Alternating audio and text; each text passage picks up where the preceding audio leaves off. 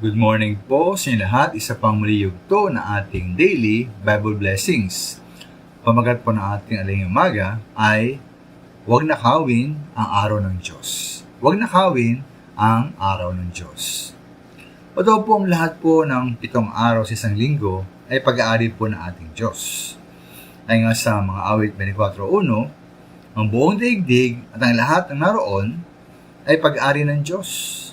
Kasama roon po ang lahat ng mga lugar at lahat ng mga araw, oras at pagkakataon.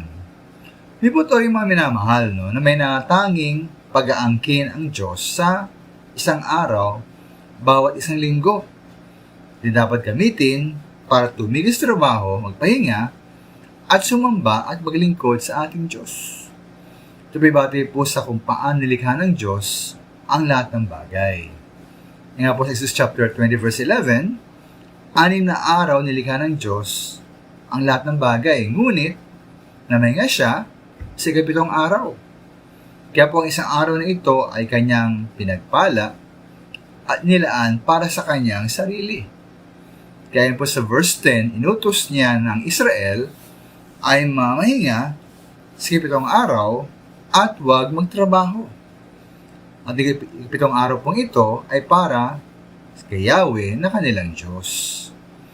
Kaya sa mga bilang 15-38, may isa po nangyari doon na isang taga-Israel na nanguha ng mga kahoy sa araw ng Sabat.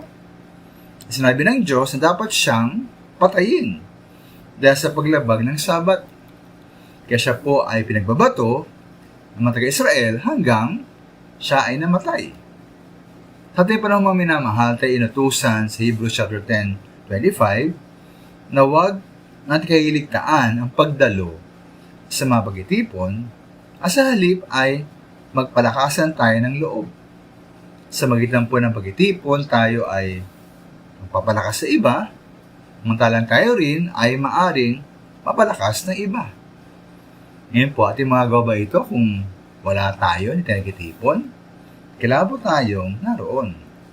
O maminamahal, ating pong pahalagahan ang isang araw ng pagtitipon, sa araw ng pagsamba at paglilingkod bawat isang linggo. Ito po ay napakalaga sa ating Diyos. Maraming salamat.